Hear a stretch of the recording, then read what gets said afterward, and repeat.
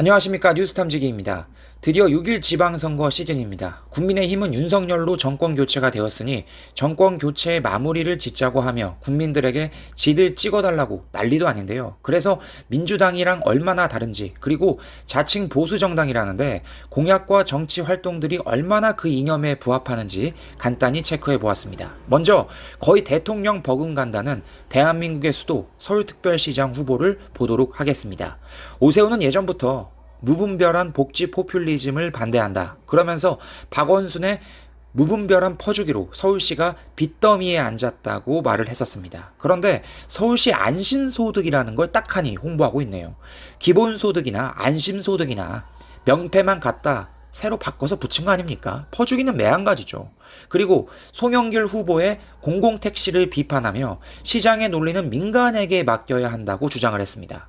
맞는 말이죠. 그게 보수의 이념과 부합하고요. 그런데 정작 오세훈이가 지난 1년간 한 행정에는 서울시 공공키즈 카페가 있습니다. 이렇게 겉다르고 속다르게 말로는 민영화를 외치지만 실제는 공영화를 하고 있는 게 오세훈입니다. 오히려 대놓고 공영화를 하겠다고 솔직하게 말하는 송영길 후보가 착하게 보일 정도네요. 서울을 봤으니 경기도를 안 볼 수가 없겠죠. 경기맘 김은혜 후보가 최근 지지율을 끌어올렸던 대표적인 정책이 바로 일산대교 무료화입니다. 그런데 이 정책은 이재명이가 지난 경기도지사를 할 때 추진했던 정책이었습니다.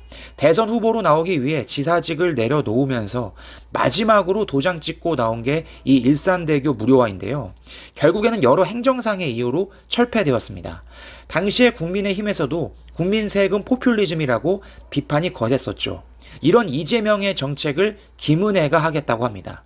그럼 이재명이 옳았다는 거 아닌가요? 아니, 상대방이 하면 포퓰리즘이고 내가 하면 복지다. 내로남불의 대명사가 민주당인 줄 알았는데 국민의힘인 건가요? 결국 이 정책만 보더라도 국민의힘과 민주당은 같은 정당이라 봐도 무방하죠. 마지막 지난 대선 민주당 후보였던 이재명으로 인해 서울 이상으로 열기가 뜨거운 인천 계양을 보겠습니다. 국민의힘에서 지난 대선 때 이재명을 가장 많이 공격한 부분이 바로 전과 사범입니다. 그럼 이번에 맞서는 인천 계양을 윤영선 후보의 전과는 어떨까요? 의사 출신인 윤영선은 의료법 위반으로 인한 전과가 확인이 되네요. 의사가 의료법 위반이라 볼장 다 본 거죠, 이 인간도. 아니, 그렇게 상대방의 전과에 대해서 비판을 했으면서 같이 경쟁 상대로 내세운 게 전과자다.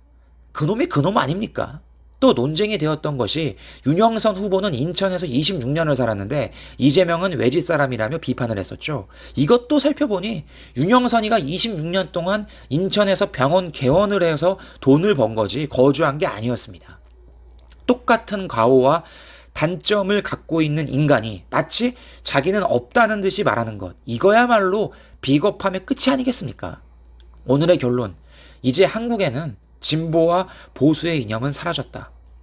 민주당이나 국민의힘이나 똑같고 똑같은 이념을 공유하면서 마치 보수 우파인 척하는 국민의힘이 더 쓰레기다.